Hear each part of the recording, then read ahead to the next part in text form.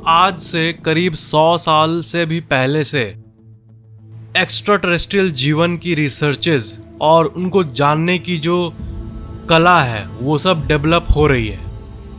और ये रिसेंटली ही ऐसा हुआ है कि इंसान के पास ऐसी टेक्नोलॉजी आई है जिसके चलते वो सर्च कर पा रहा है और पूरे यूनिवर्स को स्कैन करने की ताकत इंसान के पास हाल में ही आई है। पहले ये सब टेक्नोलॉजी बिल्कुल भी नहीं थी। कोई साइंटिस्ट्स अलग अलग जगह का एनालिसिस लगा के पता करते हैं कि लाइफ है कि नहीं, तो कोई साइंटिस्ट्स लिटरली कम्युनिकेशन सिग्नल भेजते हैं एंड वापस सिग्नल रिसीव भी करते हैं लिटरली। ये बात तो है कि एक्स्ट्रा टेरेस्ट्रियल लाइफ जब से साइंटिस्ट्स ने इन पे हाथ मारा है इस कैटेगरी में, तब से साइंस फिक्शन को तो बहुत ज़्यादा फायदा हुआ है, क्योंकि साइंस फिक्शन, एलियंस, इन सब के मूवीज़, साइंटिफिक आइडियाज़ और इन इमेजिनेशन से भरे आर्ट्स, ये सब पब्लिक इंटरेस्ट में बहुत तेज़ी से फैली है। और तब से ये एक डिबेटेड टॉपिक है कि क्या मूवीज़ से छोड़ के रियल में एक्स्ट्रा टेरेस्ट्रियल लाइफ है, और क्या जिस तरह मूवीज़ में दिखाते हैं कि पूरा यूनिवर्स पूरे अर्थ को ख़त्म कर दे रही है, पूरे सन का एनर्जी को सक कर ले रहे हैं और पूरे धरती को बर्बाद कर दे रहे हैं, क्या रियली में ये डेंजरस है? क्या उनके अंदर ऐसी भावनाएं हैं?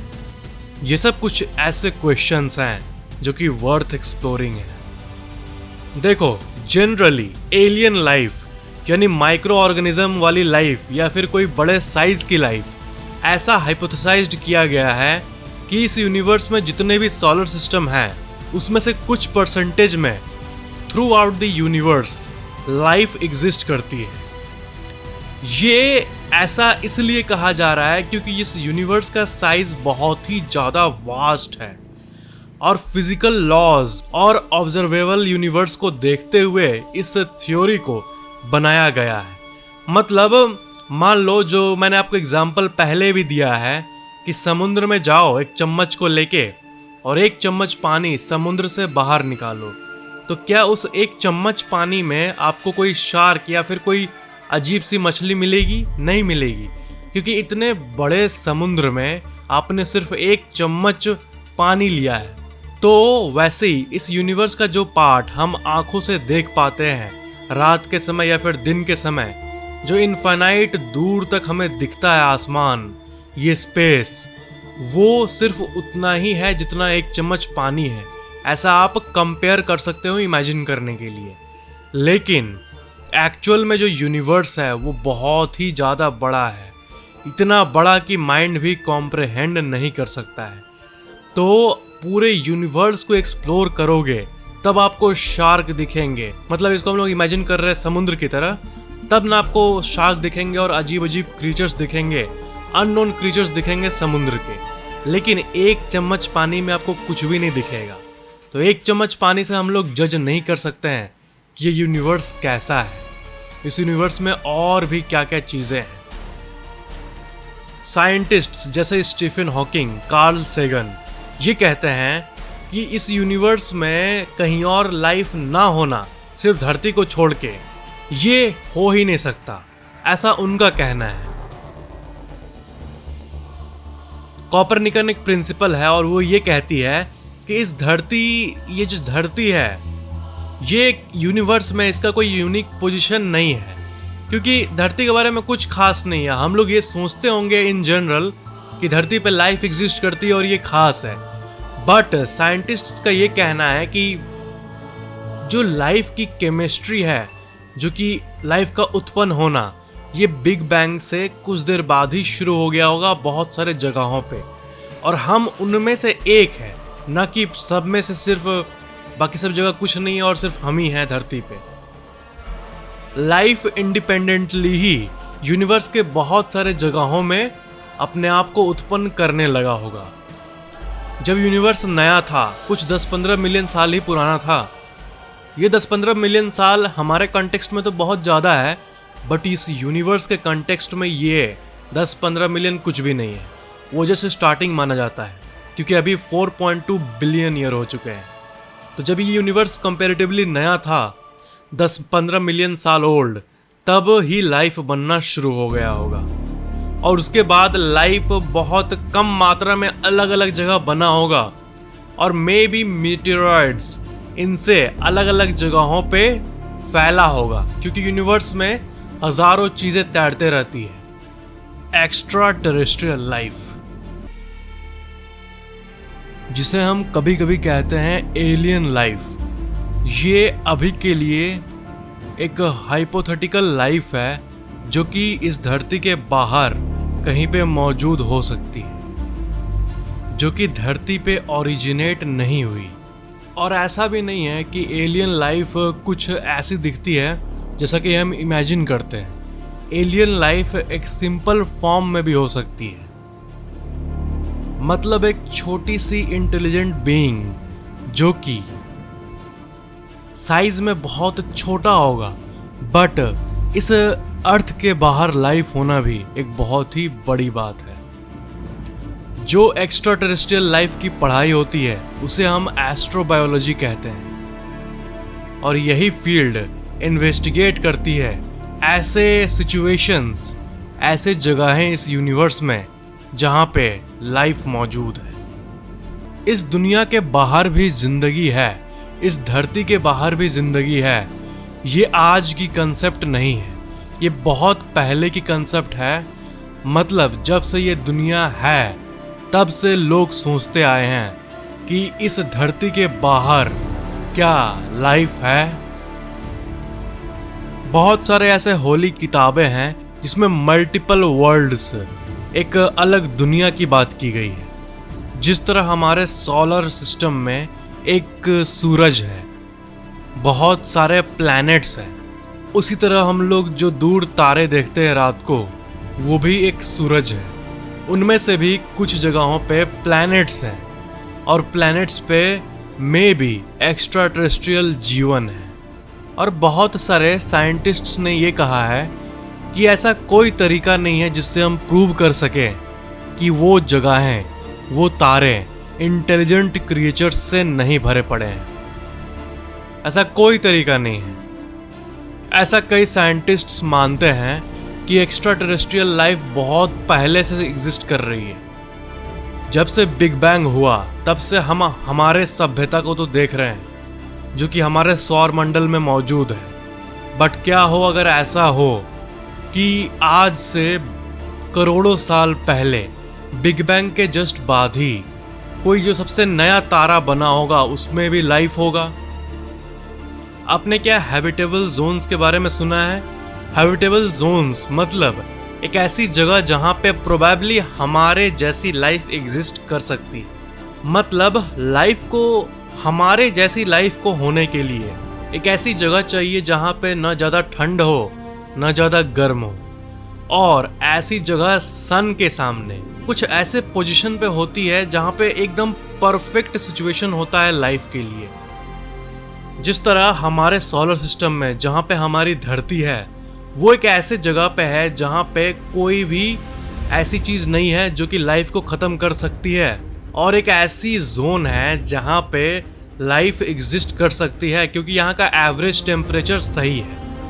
तो वो जो जोन है वो तो ऑलमोस्ट हर तारे के पास होगा।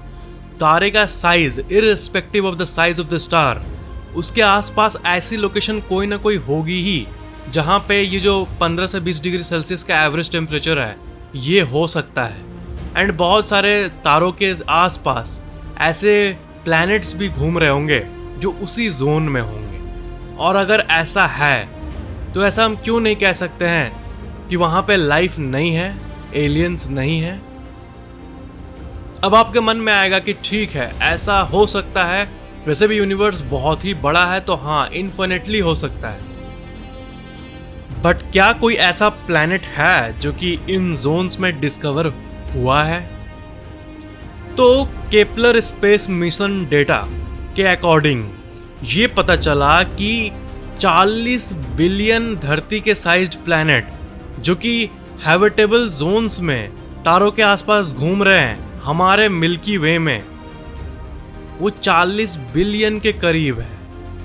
40 बिलियन ऐसे प्लैनेट्स हो सकते हैं। और हम लोग कितने दूर है ये तारे वो मापते हैं लाइट ईयर्स में। तो जो सबसे नियरेस्ट तारा है जो कि ऐसे जोन में है वो करीब 12 लाइट ईयर दूर है हमारे धरती से। इस जोन को जहां पे लाइफ एग्जिस्ट कर सकती है इसको गोल्डीलॉक्स जोन भी कहते हैं। और ऐसा भी नहीं है कि जो लाइफ डेवलप हो रहा है वो बिल्कुल हमारी ही तरह दिखे, ऐसा ज़रूरी नहीं है। कहीं कहीं किसी किसी प्लैनेट्स में बहुत अजीब टाइप के ऑर्गेनिजम्स होंगे और कोई कोई प्लैनेट्स में ऐसे जीव होंगे जो कि ग्रेविटी के चलते मे भी हमारे तरह उसका हाथ पैर होगा ड्यू टू ग्रेविटी, क्योंकि ग्रेविटी तो हर जगह पे है तो पैर होना एक कॉमन सेंस बनाता है। बट सर, हाथ और बॉडी का स्ट्रक्चर ये हो सकता है कि प्लैनेट के अकॉर्डिंग कुछ और ही दिखे और कोई अजीब से ऑर्गेनिजम्स टाइप के दिखे, इंसान की तरह आँख नाक ना हो। और जिस तरह हमें इनको देख के अजीब लगता है कि अरे इसका नाक कैसा है, वो हमारे लिए कॉमन नहीं है इसलिए। लेकिन अगर वो लोग अगर एडवांस्ड होंगे ऐसा कुछ, तब अगर वो लोग हमारी फोटोज़ देखेंगे तो वो हमें वियर्ड मानेंगे, हमें एलियन मानेंगे, क्योंकि उनके लिए वैसा बॉडी स्ट्रक्चर और वैसा लिविंग कॉमन है। लेकिन जब वो हमारे जैसे जीव देखेंगे जिनका हमारी तरह स्किन होता है, 5 उंगली होता है, ऐसे नाक होता है, तो वो देख के बोलेंगे ये कितना अजीब लग रहा है, क्योंकि वो उनके लिए अजीब होगा। ये जो अजीब वर्ड है ये बहुत रेस्पेक्टिव वर्ड है, ये डिपेंड करता है कि इसको कौन बोल रहा है, क्योंकि सबके लिए अजीब का डेफिनेशन अलग अलग होगा।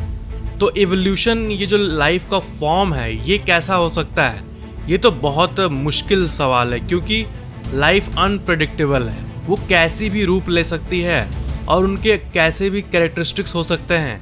एंड मे बी वहाँ पे एलियंस 200-300 साल जिंदा रहते हो, अलग अलग जीव का अलग अलग टाइम लाइन होता हो, ये कोई भी नहीं जानता। मतलब जो लाइफ की कॉम्प्लेक्सिटी है उसको प्रेडिक्ट करना बहुत ही मुश्किल है, क्योंकि ये जो इवोल्यूशन वर्ड है ये अपने आप में बहुत ही ज़्यादा कॉम्प्लेक्स है। धरती पे जीवन होने के लिए पानी चाहिए, वाटर और सफिशिएंट अमाउंट ऑफ कार्बन और बाकी एलिमेंट्स चाहिए जो कि स्पेसिफिकली हमारे धरती के सिस्टम में रिक्वायर्ड है हमारे जैसा लाइफ को सस्टेन करने के लिए। लेकिन जो एक्स्ट्रा टेरेस्ट्रियल प्लैनेट्स होंगे उनके अंदर टेम्परेचर और केमिकल मेकअप वो कुछ और भी हो सकता है। जैसे फॉर एग्जाम्पल बहुत सारे साइंटिस्ट्स ने ये कहा है कि ammonia, life based on ammonia rather than water, मतलब वाटर नहीं, वाटर को भूल जाओ, एक ऐसा प्लैनेट जहाँ पे पानी नहीं है लेकिन अमोनिया है। तो ये भी एक सजेस्टेड थ्योरी है साइंटिस्ट्स के द्वारा। धरती पे जीवन हो पाई है 29 एलिमेंट्स के चलते, और इस धरती का करीब 90% से भी ज़्यादा सिर्फ 6 एलिमेंट पे बिल्टअप है। Carbon, hydrogen, nitrogen, oxygen, phosphorus और सल्फर। ये जो एलिमेंट्स है ये ऑलमोस्ट सारे लिविंग ऑर्गेनिजम्स का बिल्डिंग ब्लॉक है। मर्क्यूरी प्लैनेट का एक स्पेसक्राफ्ट मैसेंजर वो वाटर आइस का एविडेंस फाइंड किया था। इसका मतलब मर्क्यूरी पे हो सकता है कि अलग अलग टाइप के लाइफ फॉर्म एग्जिस्ट करते हो। चांद, जो कि हम लोग डेली नाइट में देखते हैं, बहुत कोई ये भी गेस करते हैं कि चांद आज से 3 से 4 बिलियन साल पहले, मून का भी एक मैग्नेटिक फील्ड था, एक एटमॉस्फेयर भी था और उसमें लिक्विड वाटर भी था जो कि सस्टेन कर सकता था लाइफ को। ये बहुत सारे स्टडीज में पता चला है। एंड ये भी फाइंड किया गया है कि हो सकता है कि मून का जो इंटीरियर रीजन है जहाँ पे बहुत गर्मी है और प्रेशराइज्ड रीजन है, वहाँ पे आज भी वाटर हो सकता है। बट अभी तक साइंटिस्ट्स को जो मून का सॉइल है या फिर उसका रॉक है उस पे एक भी लाइफ नहीं मिला है। इस सोलर सिस्टम में जो सबसे एक इम्पॉर्टेंट जगह है, मतलब हमारी ही सोलर सिस्टम में कोई ऐसी जगह है जहाँ पे लाइफ की एग्जिस्ट करने के चांसेस बहुत ज़्यादा हो, जहाँ पे साइंटिस्ट्स का फोकस सबसे ज़्यादा हो, तो हाँ, एक जगह है जो हमारा प्लैनेट है सबसे बड़ा, जुपिटर, उसका जो चांद है, जो मून है यूरोपा नाम का, उस पर बहुत ही ज़्यादा स्पेकुलेशंस हुए हैं लाइफ के एग्जिस्टेंस के लिए, क्योंकि ऐसा माना जाता है कि वहाँ पे एक स्ट्रॉन्ग पॉसिबिलिटी है कि वहाँ पे उसके सरफेस के बीनीथ अंदर लिक्विड वाटर हो सकता है, और अगर उसके अंदर वाटर है तो उसके अंदर माइक्रो ऑर्गेनिजम्स हो सकते हैं। साल 2011 में यूरोपा के बारे में एक बात पता चली थी कि बहुत वास्ट लेक्स, तालाबें यूरोपा के थिक आइसी शेल जो कि उसके ऊपर का सतह है उसके अंदर पाया गया है।